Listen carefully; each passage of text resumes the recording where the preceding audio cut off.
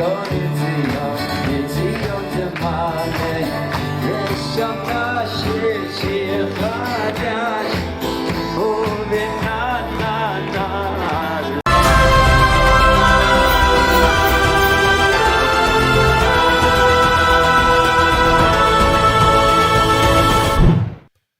good day, everyone. Welcome back to our third installment in this new and exciting series, Beyond the Seven, live from Jerusalem with Rabbi Aaron David Poston, who I'm learning so much from. I am so thankful that he takes the time out of his busy schedule and stays up very late. It's late in Jerusalem right now, but he's still willing to share Torah with us, and I just am overjoyed. So I'm not going to hold him up anymore. I'm going to turn it right over to Rabbi Poston.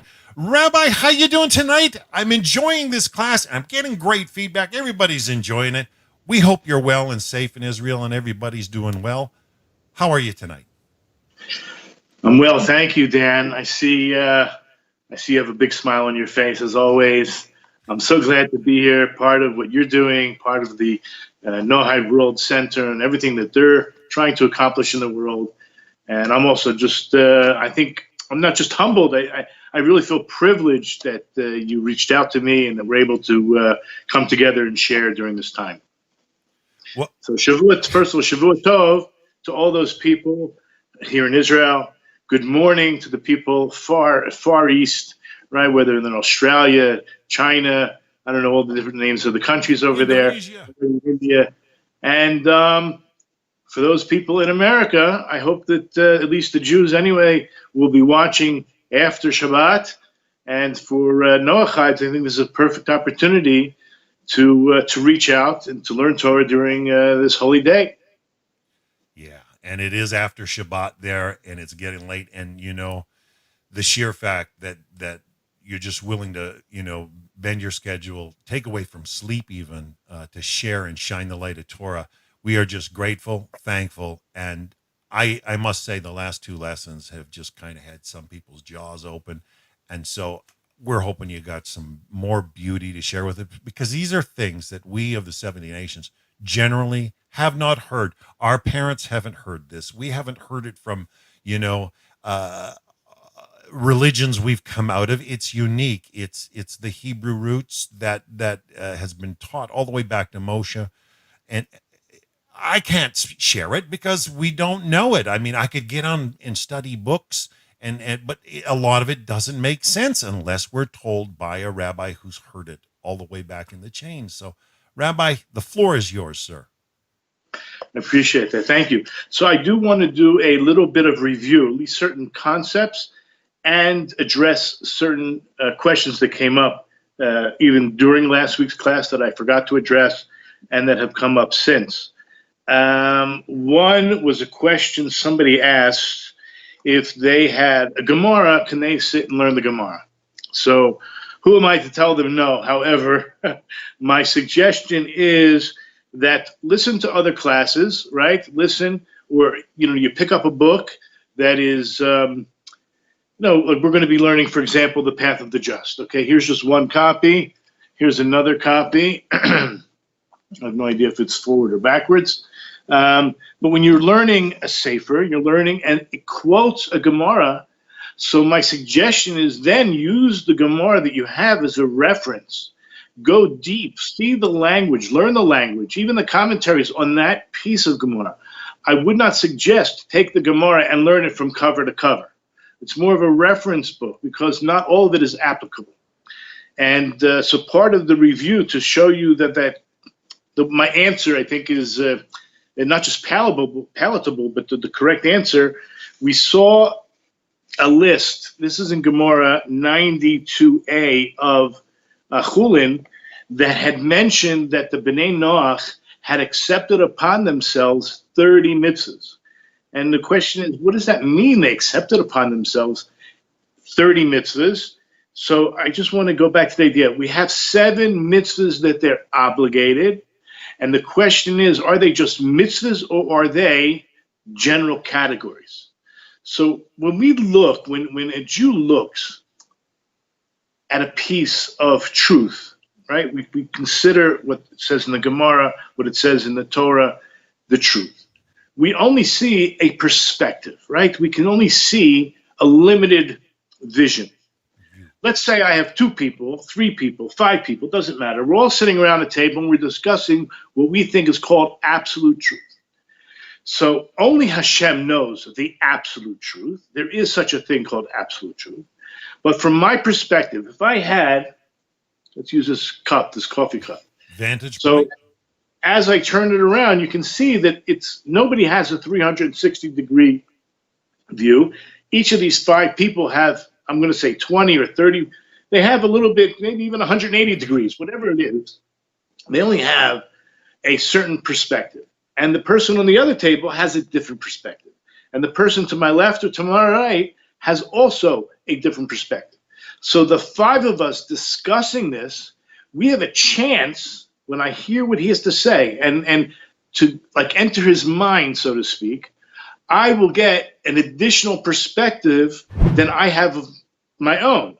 So there's a possibility, there's a chance that the 5 of us together will actually be able to see something beyond ourselves because we're sharing with the other person and we're accepting what the other person is seeing. Now, the person could be making a mistake, his vision may be blurred, and we have the right to challenge them. And that's what I mentioned about the Chavrusa system.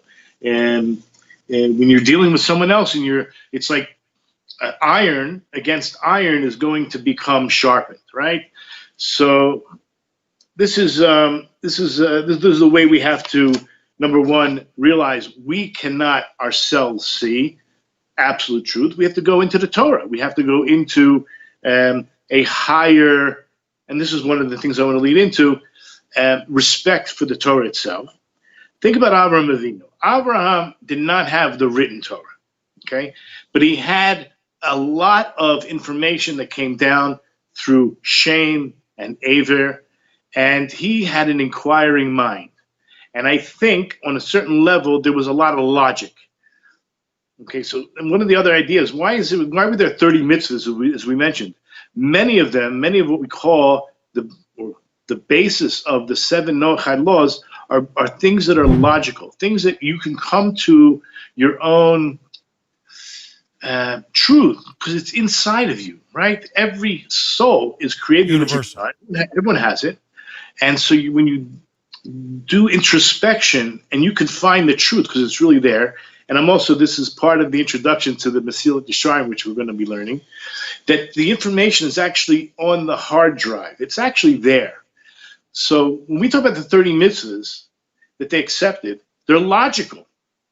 Now, something I mentioned I think it was last week, that what's the difference between a wise non-Jew, right? We call him Mechachmei Umas Ha'olam, from the wise of the nation, as opposed to Mechasidei Umas Ha'olam, from the pious of the nations.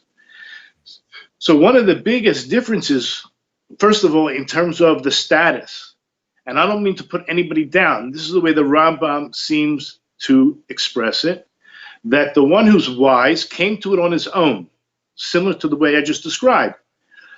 And he is lacking, or he's not yet accepted that the Torah was from heaven. And this is going to make all the difference in the world when it comes to what we call eternity, Olam Haba. The Rambam implies he is not included in the, I'll call it reward or the extension of this world, right? This world is just an entranceway, right? It's an alleyway in order to get to the larger room. So he's missing something.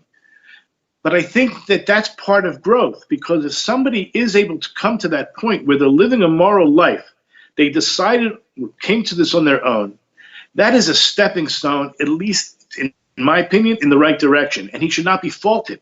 He shouldn't be mocked, and he shouldn't be belittled. I think that if we had 8 billion people on the planet who were all holding there, we'd be in a lot better shape than we are. Okay, so let's just say I use the term he's on a lower level. I don't mean that he's a lowlife, God forbid. I think that that person should be praised. But that's not where I think a person who wants to be listed and have the status of Chasidei Umas Ha'olam.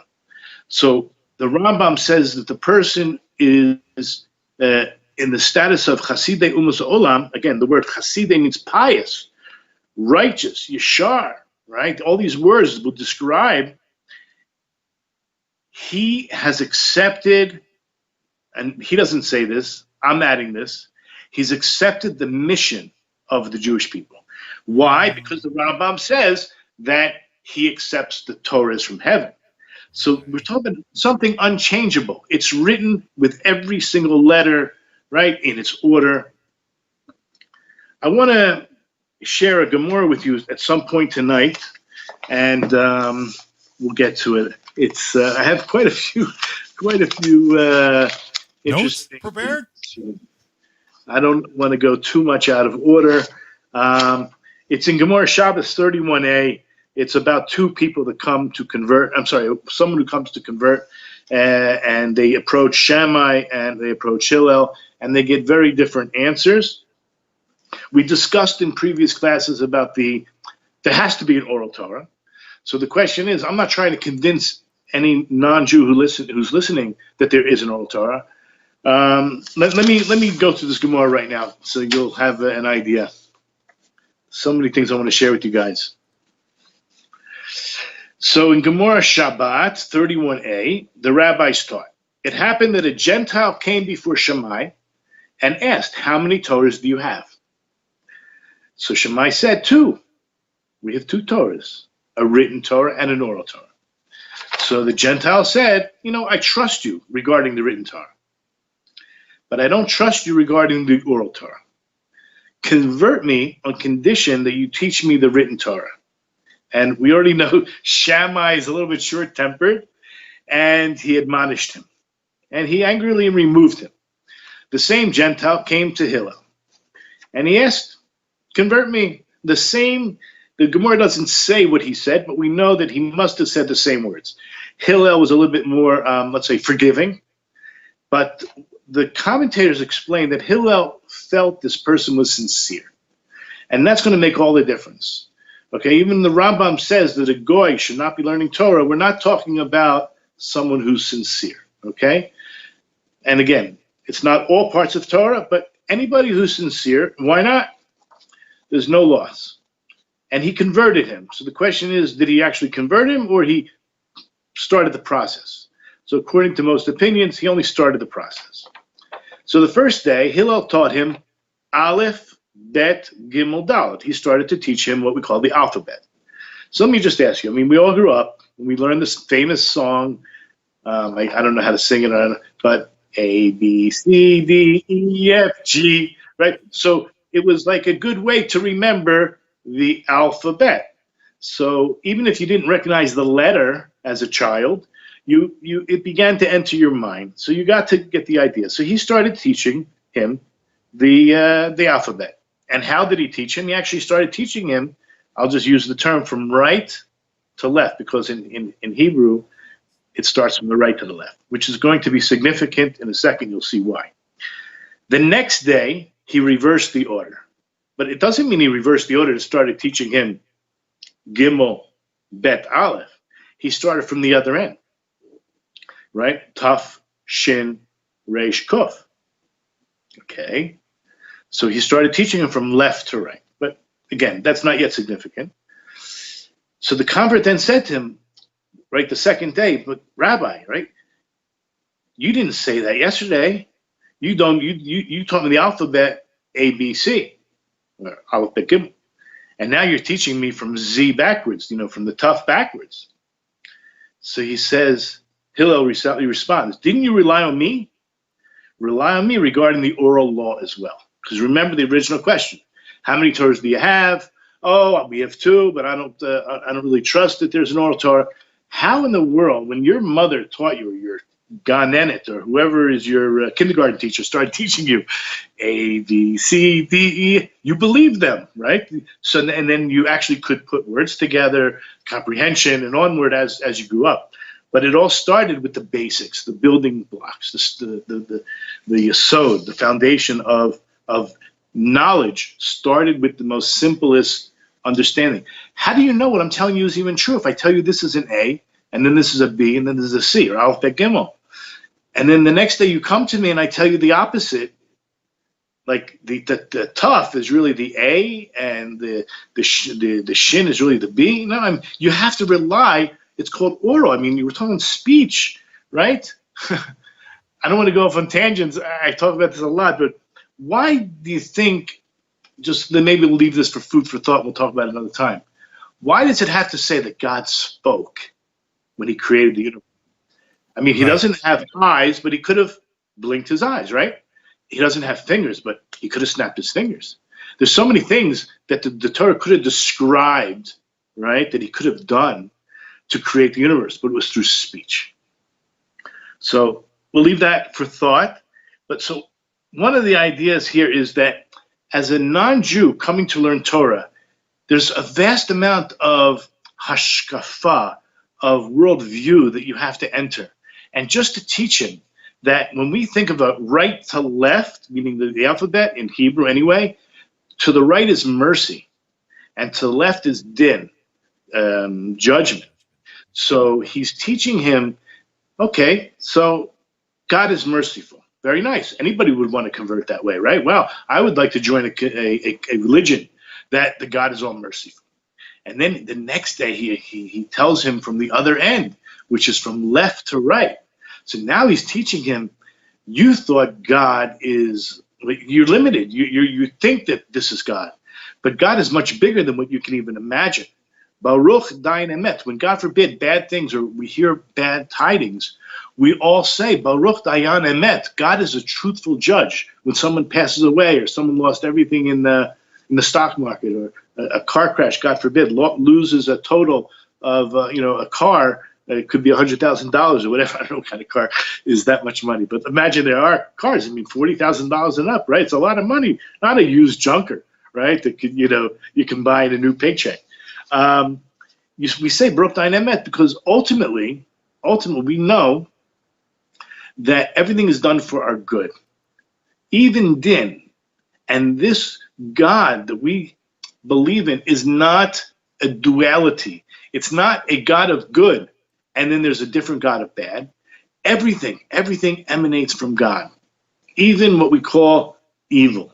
Now, it doesn't mean that He actually emanates from Him, but He created it. He created it, and then when He restricts Himself, He allows the evil to exist. I don't know if I wanted to talk about this. It was a little controversial because some people are asking me, some of my students are asking me a lot about the different conspiracy theories. And perhaps, certain rabbis are talking about 5G and vaccines and all kinds of things that are happening now with this virus. It all emanates from Hashem. We have to trust only in the Kadosh Baruch Hu, the Holy One, blessed be He. He knows more than anything, and everything from the right or from the left, meaning from mercy or judgment. It's all emanating from Him. So yes, we have to take precautions, and if we have the ability to stop, whatever that means, for 5G from coming into our neighborhood or into our country, so you can petition or whatever it is. But ultimately, we have to trust in Hashem, just like we cannot live with fear. We have to live with simcha. We have to serve Hashem with joy. Nevertheless, put on the mask. Okay, no big deal. Why are we putting on the mask? Maybe not because of our immune system, right, is compromised, but perhaps someone else's. Okay, and we have to really care for our elders. If nobody asked me, but only like I'm not a, what do you call it, Monday night quarterback? What do they call this? Monday morning quarterback. Armchair quarterback. It seems like the best situation would have been and could have been where we only put a lockdown on the elderly and on the people who are,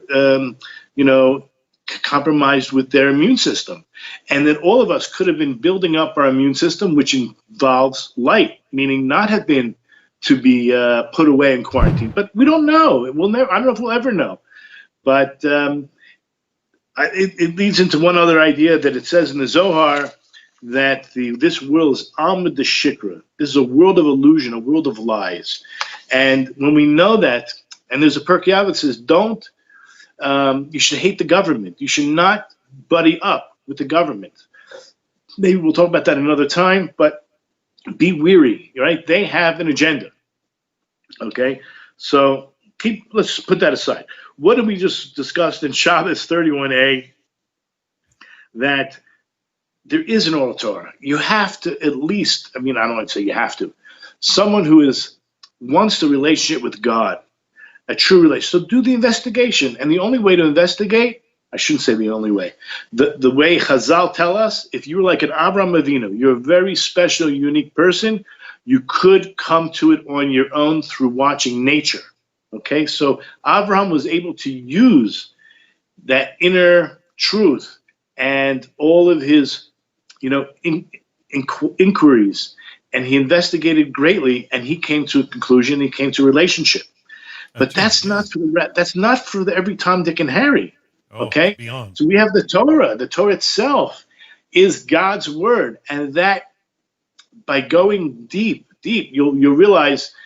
I shouldn't say you will realize. Most likely, you'll come to realize that this is an unbelievable work. Okay, it's in the language of my rabbi, Rav Noach Weinberg said, it's an instruction manual.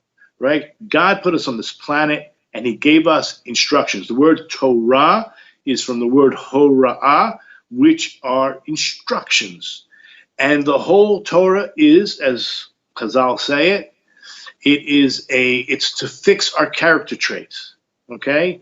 It's there to keneged the Yetzer Hara. It's a truth serum. It's a drug of truth. It's the best drug. Okay, if I can use that word. Remedy. Sure. Remedy. Thank you. Against the Yetzer Hara, which we all have, Jew and non-Jew. Everyone has it. We started the first session talking about Cain and Abel and the conversation that God had with Cain.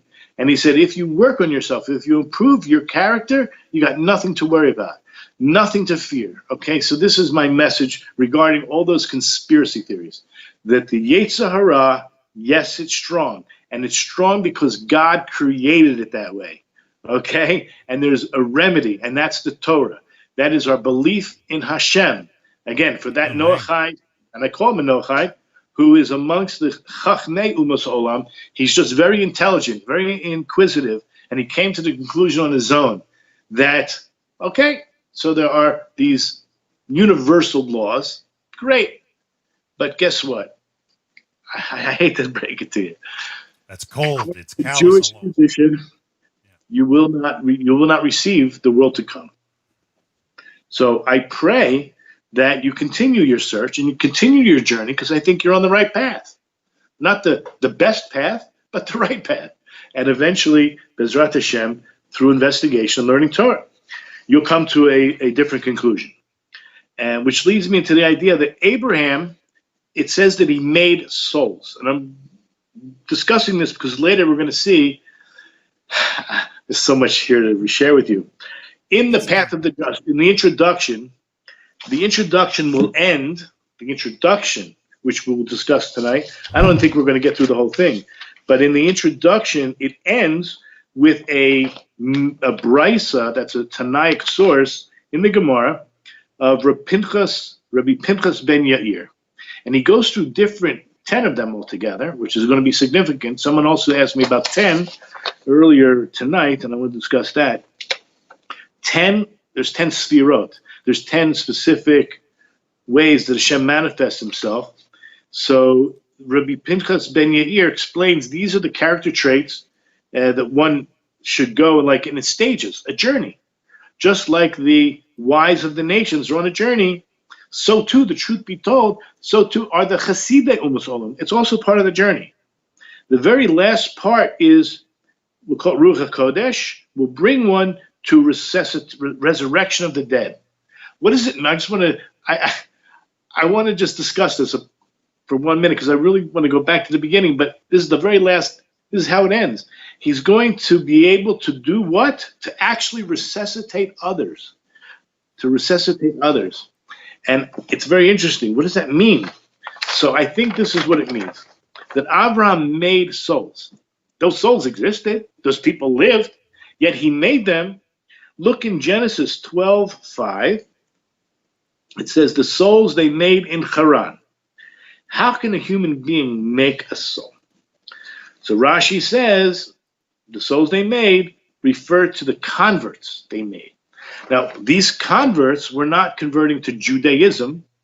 They were converting to the Abrahamic faith, let's call it. Okay? Abraham himself kept what? What did he keep? So there's different opinions that he kept all 613 commandments, meaning his soul was so sensitive even before the Torah was given that he kept all 613. That's one opinion.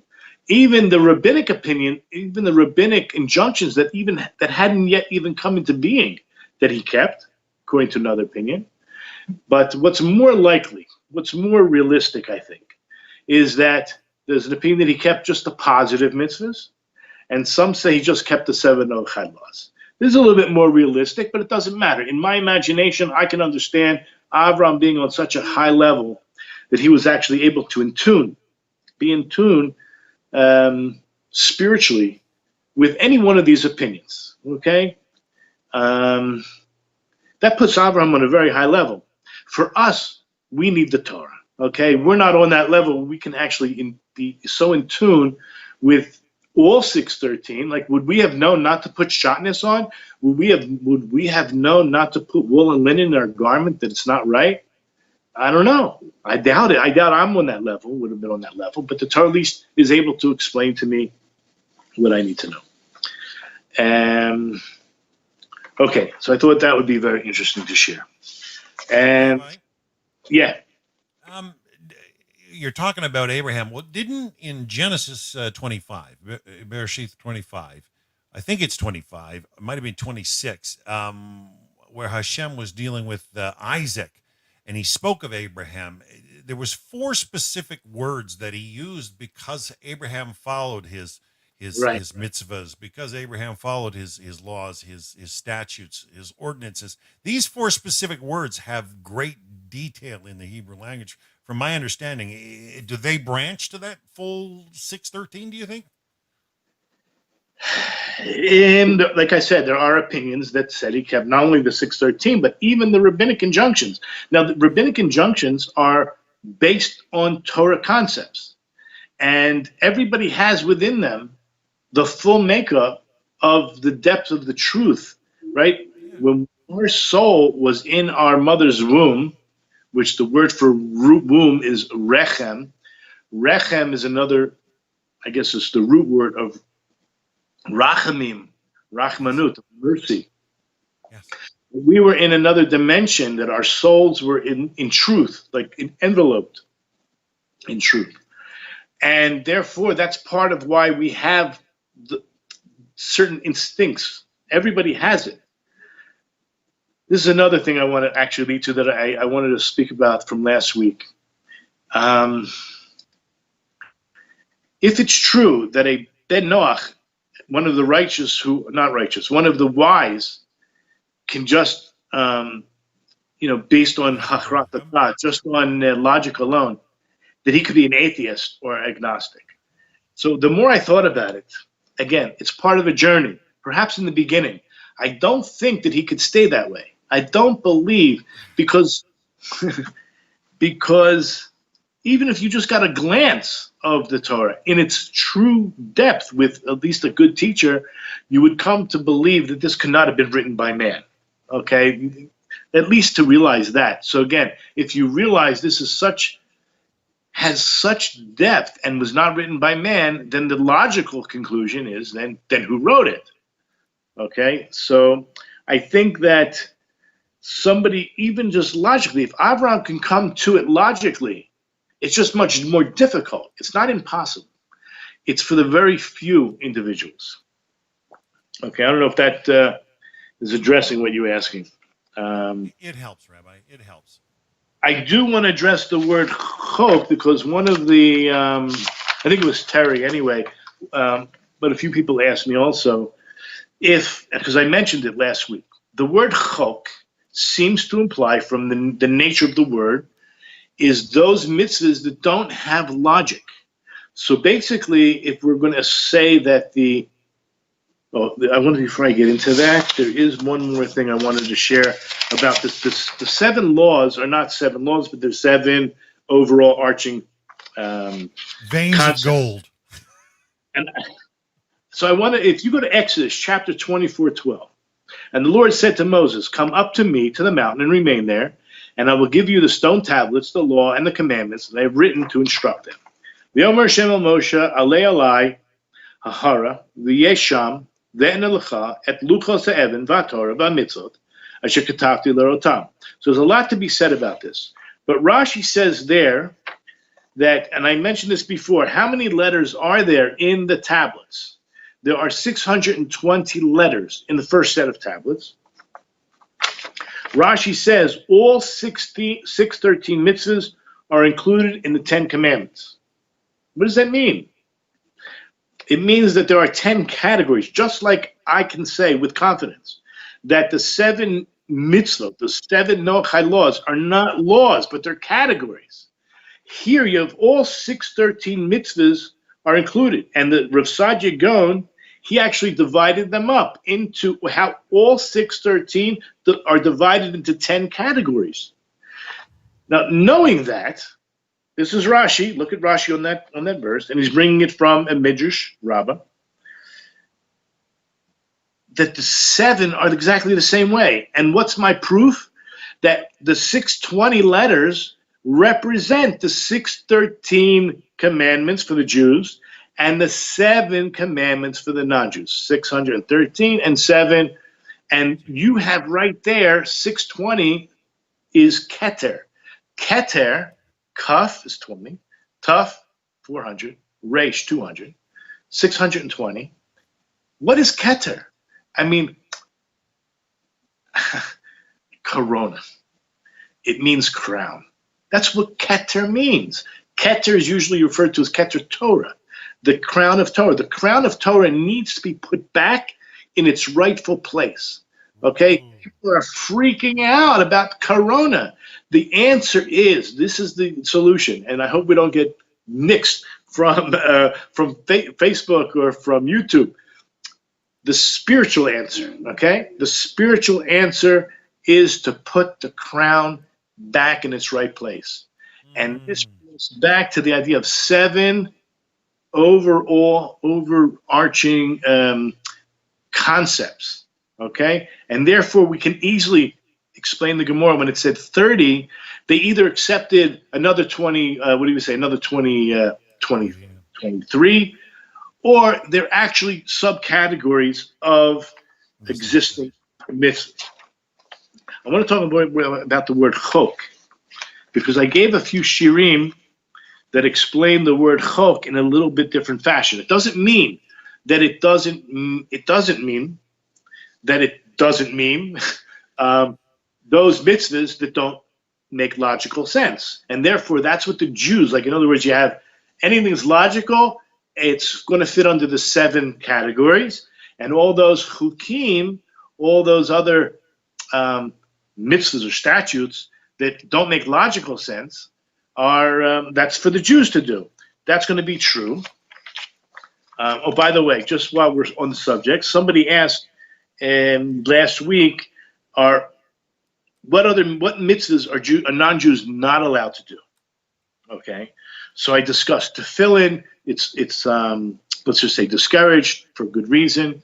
Shabbos, which we discussed in terms of as long as they, I'm not going to use the word observe, as long as they celebrate it in a optional way, that they show that they're not obligated. This is a os. This is a sign between me and the Jewish people, and the Jewish people have a higher level of observance. But a non-Jew certainly can and probably should celebrate Shabbat in some way. Pesach offering. The Passover offering explicitly says this is for non-Jews should not do it. Okay, they're not included. Okay. Also, in terms of, but the Jewish people are made up of 3 different classes. I'll use the word classes so I don't have a better language. You have Levi, you have Cohen, Levi, and Yisrael. There are mitzvahs that a regular Yisrael cannot do and should not do. So I don't understand how a non-Jew can be like upset Okay, there are rules, there are mitzvahs that don't apply to me as a regular Yisrael. Okay, they're just beyond. So I don't have to go into all those. If they don't apply to me as a regular Yisrael, they only apply to Kohen. So then, for sure, all those will not apply to a non-Jew either. Clear? Also, there are laws that only apply to men or only apply to women. Okay, so there's so many things that are. Rabbi Chaim Kaufman mentioned earlier in the previous class about all Israel is responsible for one another. When we stood at Mount Sinai, we said Na'aseh v'nishma.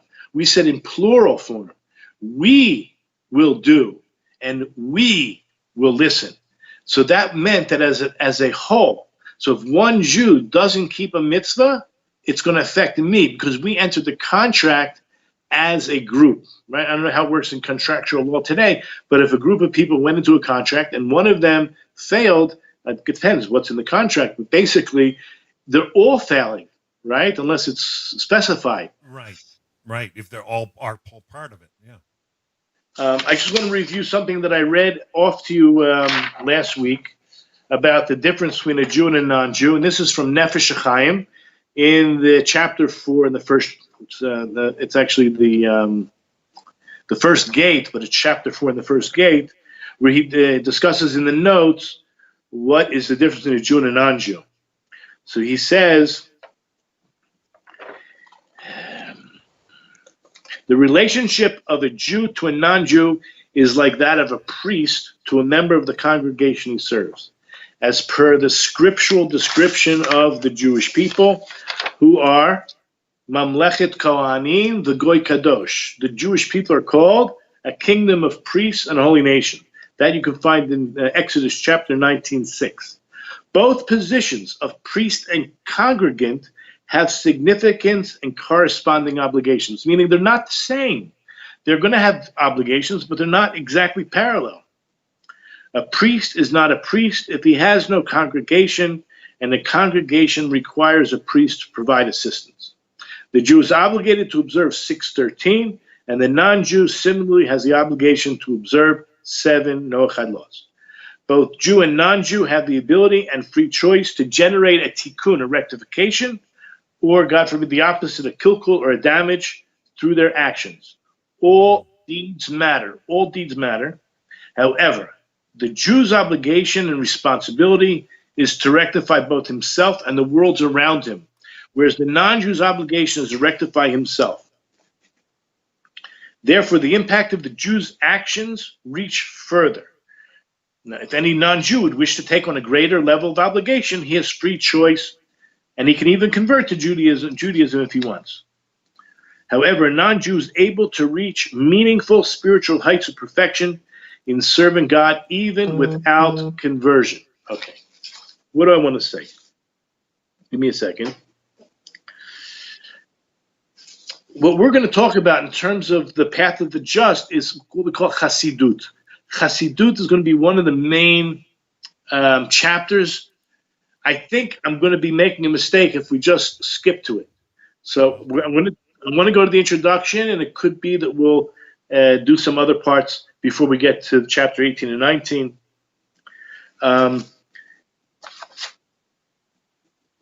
The concept of Chassidut means to go beyond the letter of the law, to take on obligations that you're not obligated. I don't know where this idea came on, that if you are a non-Jew and you want to take on an additional mitzvah, it's like you're creating a new religion. I don't know where it came from. I think that if you take it on saying you're obligated, so then you're creating a new religion. Go ahead. Yeah, I guess from my understanding in my last couple of years, specifically, it's a question of, I know you have a word for strange worship, okay? But a lot of the additional religion problems is they do it in a strange or unfamiliar or unknown. What makes it an addition to something that God never required of you? And when it's made up, that's what makes it wrong, is when it's like, this is the way we're going to do it. And wait a second, what do you base it on? Nobody gave you direction to go down that path. There's no precedence in Torah. There's no precedence. What makes a false religion is they're going down their own path in their own ideas. And that's where vanity lies, is when it's imaginative and built upon imagination without any actual foundation. Now, I think the Hebrews are teaching clearly what makes a new religion is that strange ordinance that you've made into a rule and calling it a mitzvah when it has no real. But I think where you're clarifying to us as B'nai Noach is that these are established, honest, legitimate Torah mitzvahs, and doing it when the opportunity arises, right? Because you see it before you understand what it's about, and you see the need, and you meet the need. I love how you brought out earlier about remedy, about the cure, like an injection that meets the need. And if you're walking down the street and you see something and a mitzvah will solve an issue and a problem, why wouldn't you step forward and do it? Whether you're a Jew and you should and you're obliged to, or if you're a non-Jew and you see the need and you're like, hey, don't just shirk from that. It becomes responsible. Sorry. But I think I think you're right. When somebody says without guidance, I'm obligated, that's, I guess we'll call that creating a new religion. I don't know if that's the term I would use, but I can understand that you just created your own religion, right? I don't know if it's new. The Torah gives guidelines. What is specifically for Jews as an obligation? What is specifically for non-Jews as an obligation? Again, all things that are logical, okay? So if it's not so logical, you're doing what we call chassidut. You're going beyond the letter of the law. And going beyond the letter of the law means I know where the law ends, and I'm going beyond it. I'm not saying I'm doing it because it's an obligation. And that takes knowledge. We said that an ignoramus, a boor, cannot be a chassid. So that requires learning. This is another reason for involving yourself in learning Torah. Going back to the list, there were there was actually two lists, and I actually wanted to read from both of them, certain mitzvahs. I have to find where the other list is. Here it is. Okay, we had two lists of 30. One, surprisingly, said the singularity of God, to know there's one God, and to pray. Okay, so that was on the list from Aaron Lichtenstein, Rabbi Aaron Lichtenstein. In the Art Scroll, it mentioned the positive command to engage in the study of Torah. Let me go back. The positive command to honor the Torah.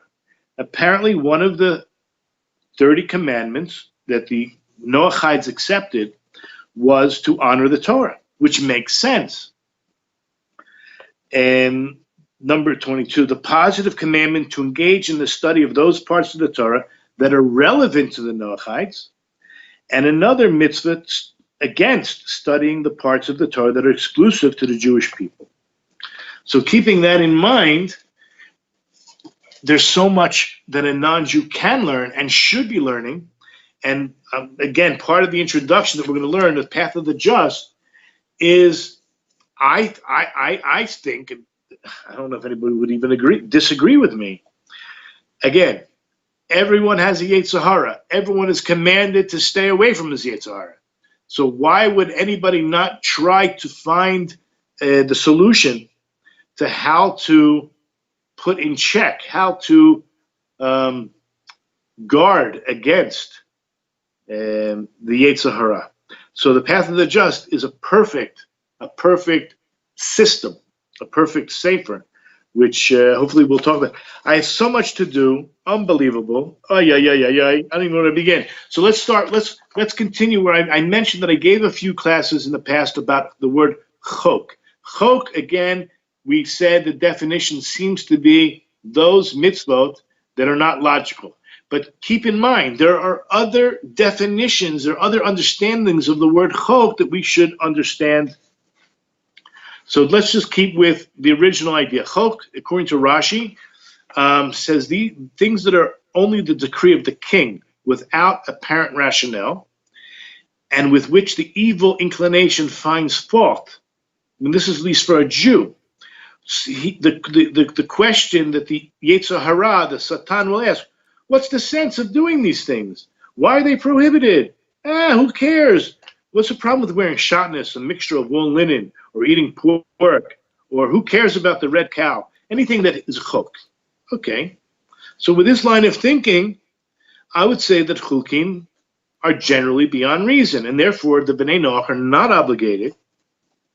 Fine.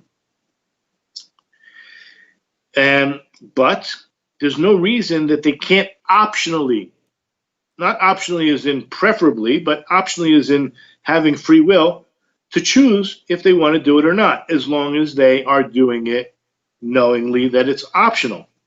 Okay. Now in Parshat Behukotai, interestingly enough, the word is, if you walk in my statutes, right? In Behukotai Telechu. So everybody explains the word Behukotai does not mean the statutes. It doesn't mean statutes there. It means learning the Torah. If you dedicate yourself to learning Torah. So therefore, as we just saw in the list, that even a non-Jew is obligated to learn the parts of the Torah that relates to him. So what's the problem? The word chok means not what we thought it meant in all cases, but in that case, it means that one should dedicate themselves to learning the Torah that they need to learn. Also, in Parshat Chukim, again, this is Hukot. So again, the name of the chapter is also Chok. So this deals with the red cow. But over there, the Kli Yakar explains something. I use the Kli Yakar as an example. He explains that a Chok is used specifically that one should keep the mishpatim. The mishpatim are the laws that are like civil laws that make sense. And he does it because it makes sense, he does it with a lot of zihirut, a lot of carefulness. He's really careful. But guess what? There's a comparison to the chukim. And therefore, he should keep the chukim, and we're talking about a Jew, he keeps the chukim like he keeps the mishpatim, even though they don't make sense. But because of the decree of the king, he should keep them. And then vice versa.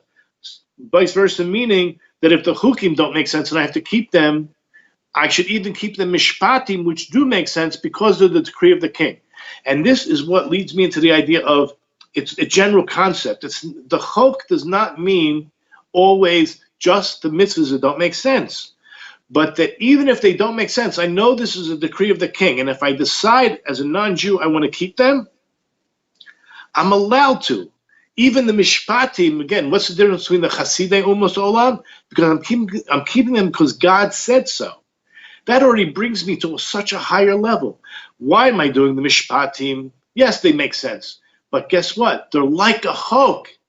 They're like a chok. They're like the decree of the king. And that brings me already to a higher level. So this lesson of what a chok means is a general lesson for everybody. And that's what I want to talk about. That what the Torah has to say are principles for all mankind, as we will see in the Yesharim. The details may be different. How you actually perform them are going to be maybe even significantly different. But there's a lesson. You learn the Torah to learn how to live your life. It's an instruction manual. We mentioned that it's all based on chesed. The whole Torah is really about how to deal with other people. We said that in the very beginning, God clothed the naked, right? Adam and Eve had no clothes. He clothed the naked. That's a midah, it's a character trait of kindness and concern and care.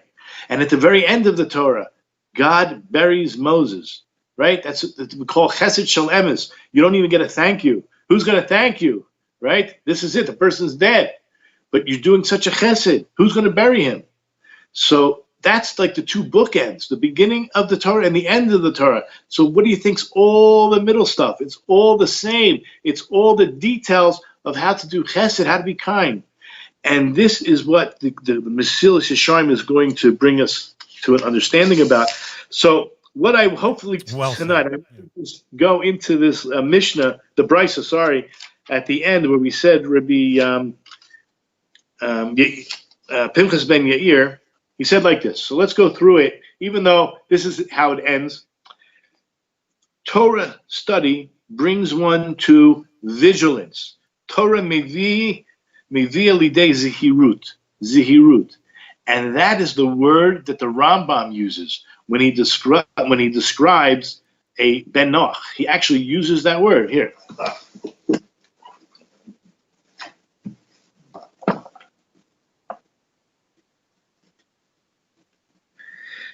This is in chapter 8, halacha 11, in the laws of kings and their wars.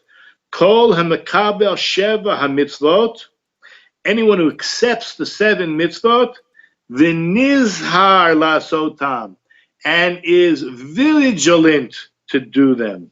So he's already using that word in vigilance. Then, in turn, zihiros mevili de zrizut. So this idea of vigilance is going to bring someone to alacrity, quickness. Zrizus brings one to nekiyut, which is cleanliness. And then cleanliness is going to bring one to prishut, which is abstinence. And then that's going to bring one to tahara, which is purity. And then tahara brings one to chasidut. And that's going to be the chapter we're going to deal with mostly. But again, the introduction, Bezrat Hashem, next week we'll talk about in the introduction how chasidut plays an important part in everything we're trying to accomplish, which has a lot to do with fear of God. Awesome, knowing God and how awesome He is. So then piety would bring one to anava, humility, and that would bring one to the fear of sin, which is yiras chet, and that would bring someone to kedusha, which is holiness, and then that brings one to ruach hakodesh, divine inspiration, and it ends off, that brings one to the resurrection of the dead. What in the heck does that mean, resurrection of the dead? It means that you will be able to share such truth and holiness to resurrect. And I don't mean convert in terms of Judaism, but to convert in terms of Abraham was able to bring these souls to life from the dark side, from being asleep, right? Sleep in the dust, so to speak. This is what life's about, sharing the joy, sharing the truth. And Baruch Hashem, there's so many, I don't know what term to use for them. Noachides is an okay term. For some reason, a lot of people have trashed the name, but maybe what I'm about to say is even worse. Non-Jews practicing the Jewish religion, or practicing Judaism, because that's really what it is. Let me give you another example, just to get, when the Gemara expresses when the Romans, they destroyed the temple, they burnt the temple down, they ransacked Jerusalem. In the future, there's going to be a great judgment. And they're all going to say, all the different nations are going to say why they were anti-Semitic. We weren't really anti-Semitic. We did it, everything we did with the Jews. We built the theaters, we built the roads, we built the bridges. Everything was really for the Jews. God's going to say, you're liars. What are you talking about? You did it to collect taxes. You did it for your own enjoyment, right? Do you realize that if the Romans understood, if they actually understood what the temple stood for, they never would have destroyed it. They would have sent their armies to guard it, right? As we know in the future, all the different kings and representatives of the different nations are going to come to Yerushalayim on Sukkot, and if they don't bring, their offerings or acknowledge Hashem, they won't see rain, right? So what benefit did it give Rome? What benefit was it for Rome to destroy? They were lacking this information. So any non-Jew that really understands the mission, as I mentioned, the mission of the Jewish people, again, we are the priests, so we have a lot more obligations, but the principles are basically the same. Every one of them, and I'll reiterate this, the word mitzvah does not mean command. Yes, it can be translated, but it comes from the word tsava, like in Hebrew for a tzevet is a group of people working in harmony. Okay, it's a chabura, it's l'chaber, it means to connect. Every one of the mitzvot is an opportunity to connect. Some are obligated, the Jews in all 613, and the non-Jew is not obligated in a majority of them. But those, when I say this class is called Beyond the Seven, because it's more than just 7. I'm not asking anybody to take on things like hukim, okay? But at least understand the depth of the mission of the Jewish people, that you helping us do our mission. In other words, you meet a Jew in the street, you ask him, do you believe in God? No. You keep Shabbos? No. You keep kosher? No. Why are you in denial? Do you realize you're the chosen people? Get with the program. You're holding up the Messiah. You're holding up utopia, right? You're come on. I'm willing to take on my 7 and the subcategories thereof, right? Why don't we learn Torah together? In other words, you have 8 billion people on the planet. Yes, the Jew has been persecuted, but someone comes to convert. They're asking, the Beit Din is asking, why do you want to be Jewish? Do you realize that we are a persecuted people? Why would you want to join?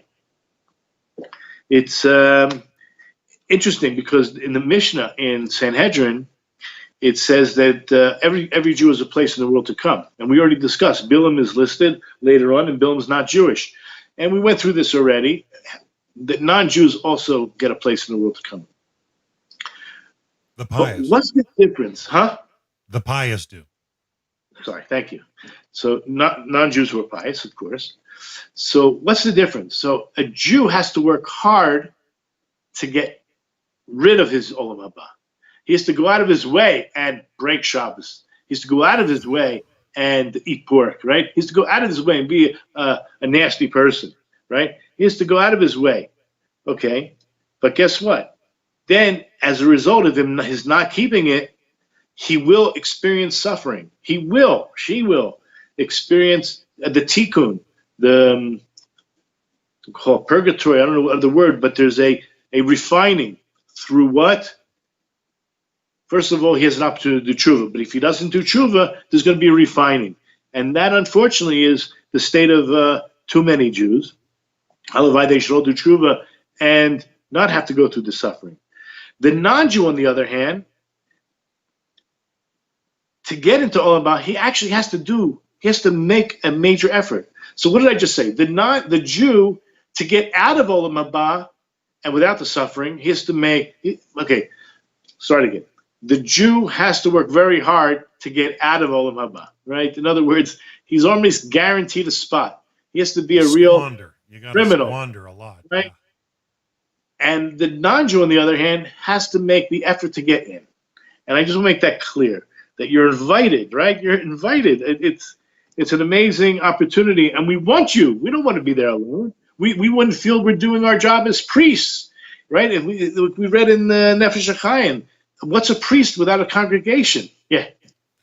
I gotta say, especially as somebody who's come out of the nations, Rabbi, the Yetzer Hara, especially for those within the nations of the world that have not had any foundation, it's very, very hard to change the nature as it comes across, or the way they've been brought up. They know not any better. And a lot of times they say to themselves, only this makes sense. They dull in the senses, and only that makes sense. And it's like, sadly, some of them, like wolves, only go back when they've had a meal, and they live in the same rut over and over and over and over for generations and millennia. And, Hashem is patient and long suffering. And I just listening to you say how hard it is for a Jewish person to lose the Olam Haba. I want you to please understand that unless you shine the light, it's so hard for those that are stuck in their Yetzer Hara, their animalistic tendencies, to even catch a glimpse. I'm going to share quickly. We've got plenty of time if we need to, Rabbi, unless you got to go. But the other day, my wife and I were cooking dinner. And we bought this new house about 18 months ago, and we've got a short lawn on the one side, and we got a lot of dog walkers that walk here, and you know what it's like in North America. A lot of people walk their dogs, and they love to go on our lawn, and so we, I see this leash, and somebody's pulling this black-haired animal on a leash, and my wife's like, Darren, get out there and deal with it, right? So, I go, and I'm like, okay, and I go out there because, chase him off the lawn, and I open the door. And wouldn't you know it, It's on a harness, a tusk-wearing swine, right? Somebody walking a swine, and the sun's coming from the west, and they're trying to drag this poor swine that had to be a couple 100 pounds with short little legs, and they're like walking it like a dog. And I said, honey, you got to come out and see this, all right?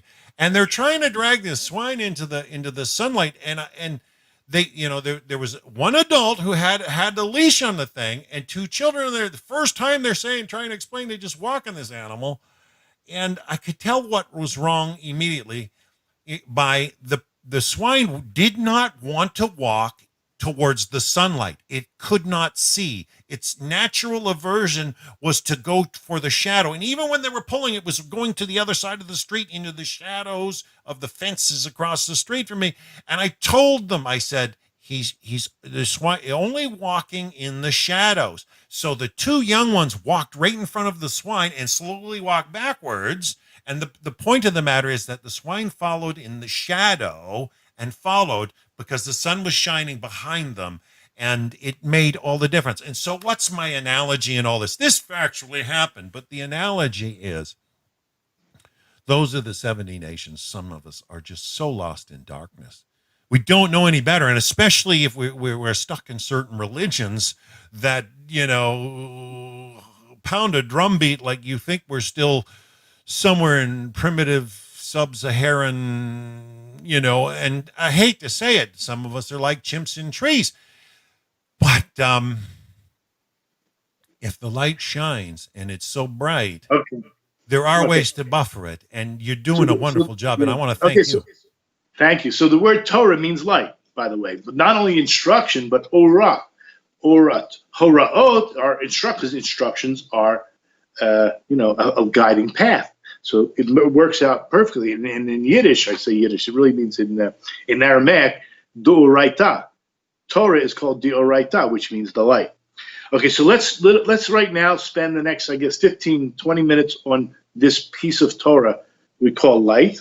And the Gemara basically is bringing a verse from Deuteronomy chapter 23, verse 10. This is the introduction to the Breita of Rabbi Pinchas ben Yair, and it's based on 23:10.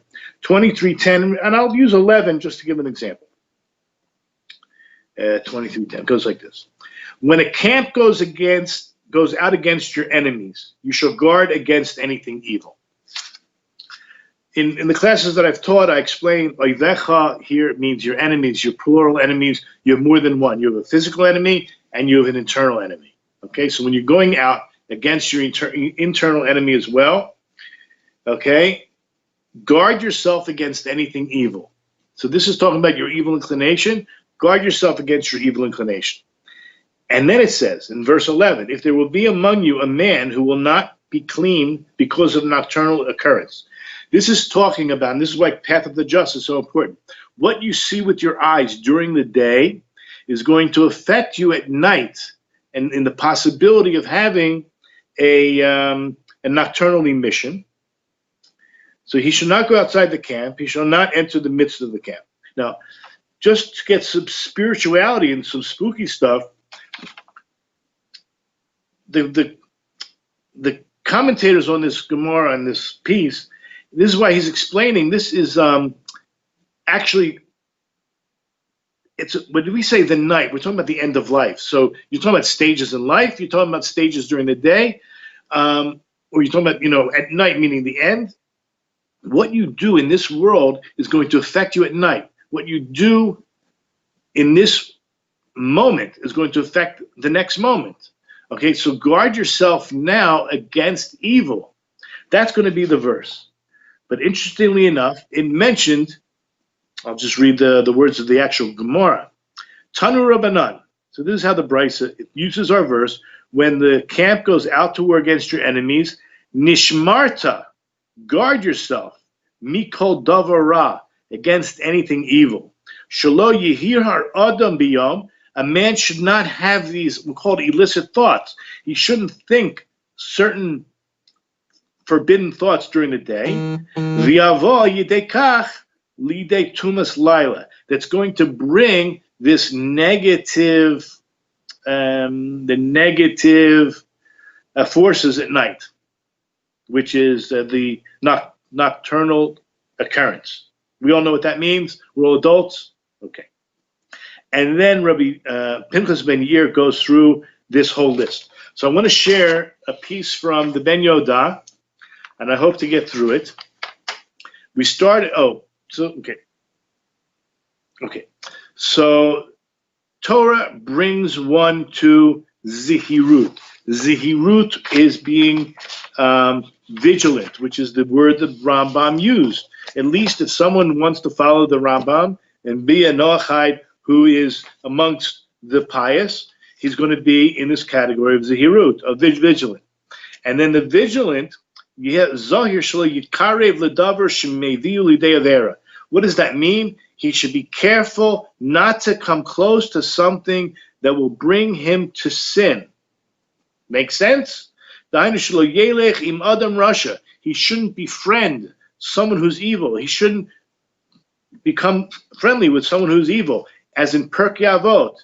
Pirkei Avot in chapter 1, I think it's number 7. Natai Arbeli would say, distance yourself from a bad neighbor. Do not cleave to a wicked person, and do not abandon belief in retribution, meaning there's reward and punishment. So that's how he begins. Also, lo yelech al petach isha zona, pen yirena yiftenu yitzra. Don't go to the door of a woman who is, let's say, beyond immodest, lest you see her and become enticed. Your evil inclination entices you. Zona means a prostitute, but it could mean any woman who is, let's say, loose. And it says in Mishlei chapter 5, verse 8, distance your way from her, do not draw near to the entrance of her house. Okay, it's deep, but that's just the beginning. So too, all other sins, right? There are, let's just at least 7, right? There's 7 sins so distance yourself. What about zrizus? Zrizus is alacrity.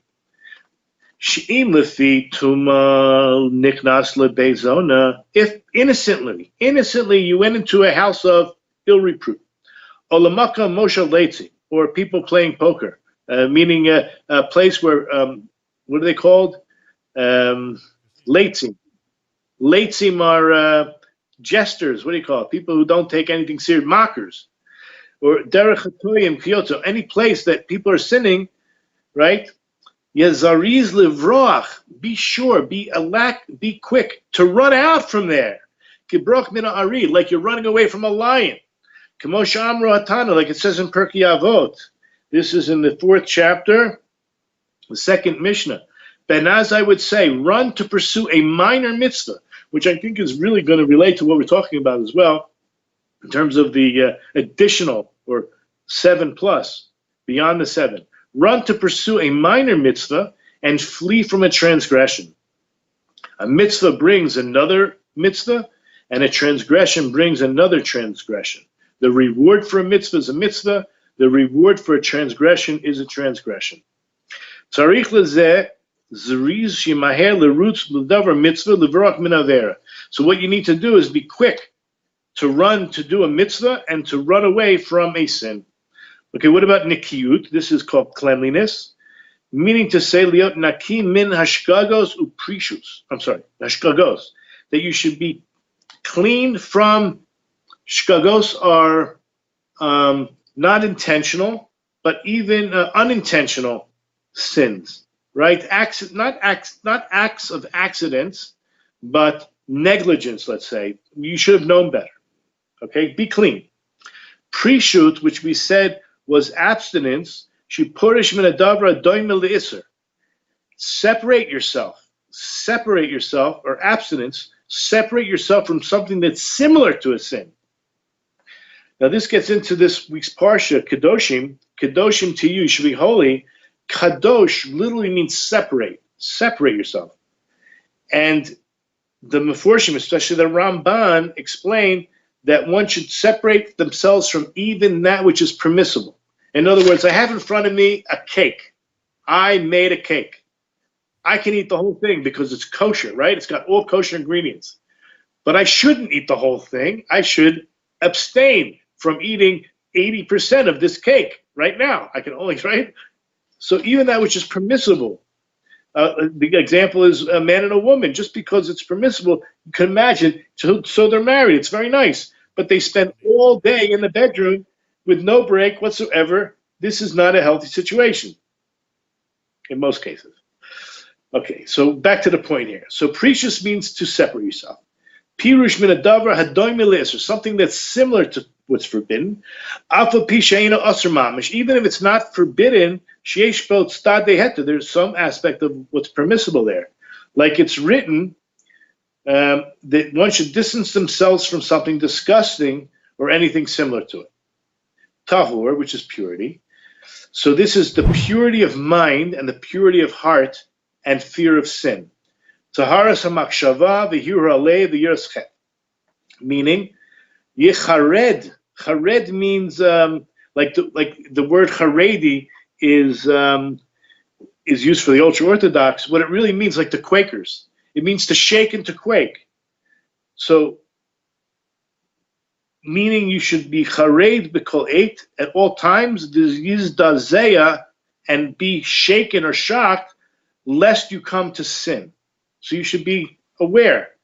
Even if you don't see the sin in front of you, like a person who walks all alone at night where his heart is pounding, that he's afraid that he's going to run into listim, which are robbers or oyev or an enemy. Kedusha, shekadesh atzmo b'mutulo. This is where the parsha kedushim to you, this is really more applicable. The kedusha is you should either sanctify yourself or, let's say, separate yourself from that which is actually permissible, and therefore the cake example really belongs here. Anava, humility. Shishtadel lahagiya leketza acharon shel anava. One should try their best to reach the extreme in terms of humility. Shetamid yamusayf anava al anava shavo. He should constantly try to add more and more humility to what he already reaches. Chasidut. Now this is where, beyond the seven. Hainu shiyasa davar noisef alachiyu shechayvoto Torah. I'll translate. What is this chasidut, which is piety? He does something additional to what he's obligated, or what the Torah obligates him in doing. He is not obligated, and he does it anyway. That's called chasidut. And this is why I chose Beyond Seven, because I want people not to be afraid. Learn Torah. Don't take on anything that you're not prepared or have any knowledge of. Keep to the seven. Find out what the subcategories are. Stick to that. Become extremely righteous in that sense. And then don't be afraid to go beyond, provided you know that it's optional. and as opposed to thinking that you're obligated and therefore would be put under the category of creating your own religion. And then what does that bring you? To Chias HaMesim.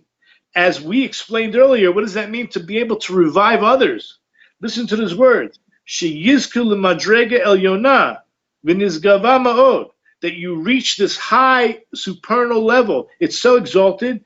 Shelo yecholes l'shloach nafsho l'klipot l'hotu misham nefashos hashrukim hanikshavim sham kamesim. What you're then able to do is to send souls, to recover them, to bring them out from being oppressed, and they're considered like dead. You'll be able to revive other people, but you yourself have to have gone through these steps first. V'hum nichaye otam kishemotzi misham. You revive them, you give them life as you bring them out from there. And that's how it ends.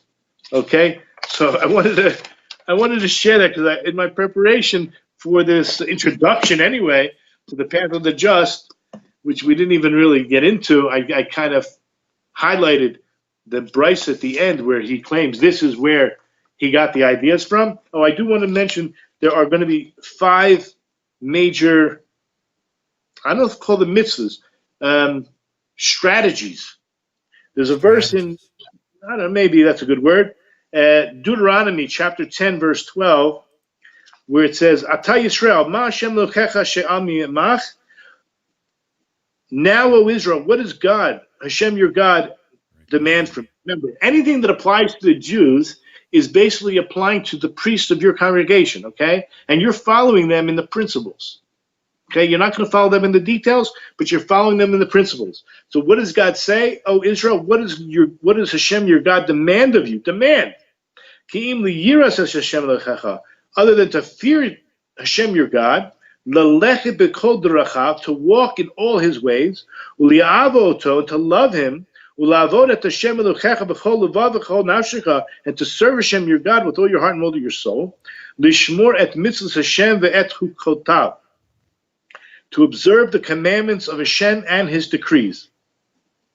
The Ramchal, who's the author of this book, is going to say, from this one verse, we come up with 5 principles. Here, in this verse, Moshe included all the components of the complete and perfect service that is pleasing to Hashem. And they are 1, fearing God, fearing Hashem. Number 2, walking in his ways. That's 14, 15. I'm looking for the page. Loving God, completeness of the heart, shleimus halev, and the last thing is shmiras kol mitzvahs, observing all the commandments. And what do I mean? All the commandments that are applicable to you. Again, not every commandment is applicable to every single person. If a Kohen, he has certain mitzvahs. A regular Jew has certain mitzvahs. So too a Noachide, a non-Jew, observing Judaism. So whatever commandments you have, you do with zihirut, with vigilance. And hopefully it brings you to this point in the Mesilas Yesharim where you can come to the highest level you can possibly come to, because that's what we want from our congregants. Our congregants should help uplift us. What kind of rabbi, or I don't know, whatever you want to call leader, tries to keep his congregants down? That's the opposite of everything we know. A pastor is a leader. He's guiding you. If he himself is growing, he wants to see his congregants grow with him and maybe even surpass him. Why not? That would be the best honor that any teacher could ever have, is that, wow, my student won the Nobel Prize, or my student became the leader of, thousands of people, whatever it is, the CIO of an organization. Anyway, so that's where I want to leave it. I hope this was inspirational. I hope this is just, again, laying the groundwork. We only touched on certain parts of the introduction to Mesilas Yesharim, and I'm just looking over my notes if I covered everything. Probably not, but I do want to mention the word Gemara. I don't know, I had this down for the first class, the second class. Maybe I'll just share it now. The word Gemara means to learn, okay? The word Gemara is made up of 4 letters, Gimel, Mem, Resh, Aleph. We're taught that when you're learning Gemara, which we call the Torah, is the light, God's angels are not just involved. First of all, they're all around you all the time. But the word Gemara actually stands for the acronym, the first letter of each of the 4 major angels. Gavriel, Michael, Raphael, and Uriel. When you are involved in Torah learning, you are surrounded by God's Shekhinah, by God's presence, and he sends his angels to assist you.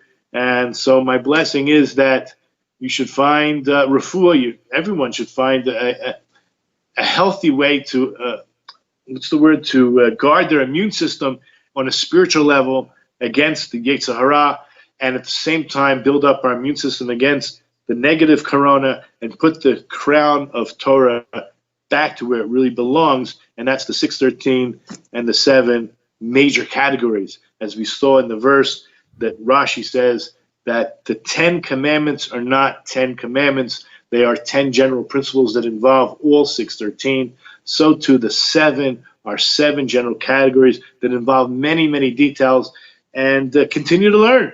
That's all I can say. Wow. That last last statement was just profound, and it's clear. It's insightful. It's impactful. Let's face it. I hope that the B'nai Noach are enjoying this series and that they learn and grow, and that the light continues to shine. And I want to thank you personally, Rabbi Poston, for taking the time to review. Obviously, you pen the notes. I've sat in some of these classes, like Meseles Yesharim. I've sat in classes with other rabbis in the past. I've had the honor and just in depth at how much time they spend explaining each of the points that you touched on. There's so much that can unfurl from there that is just fruitful for living, that you're condensing so much for us that just invites us beyond the seven. And I love how you talked about this world. Just it's a foyer. It's just an entry place.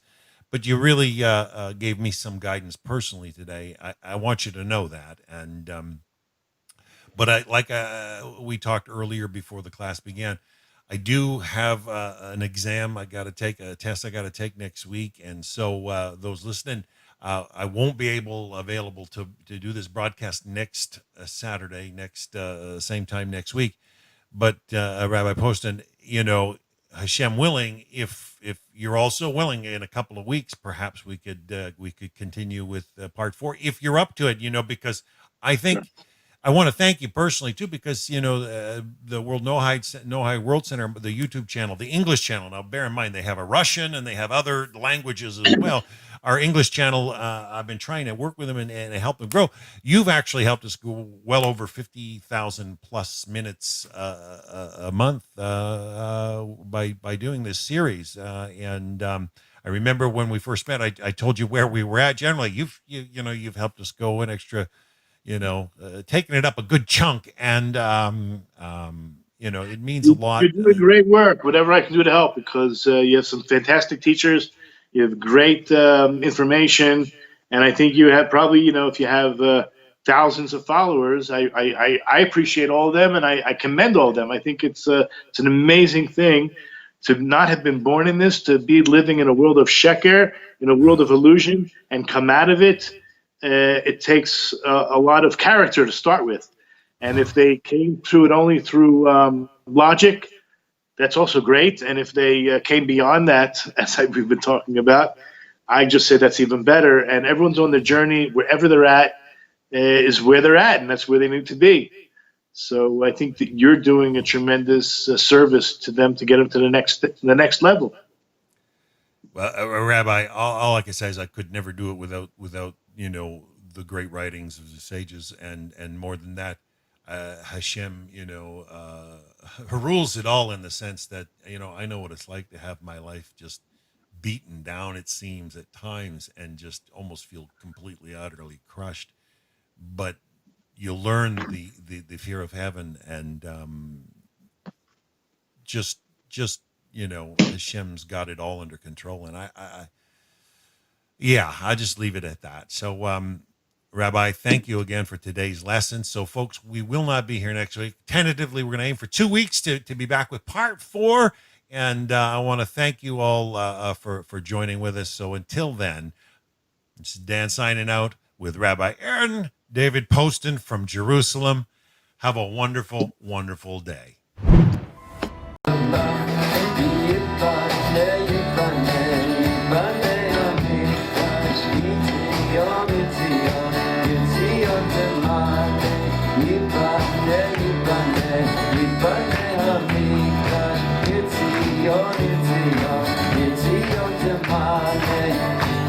Shama Shir Shir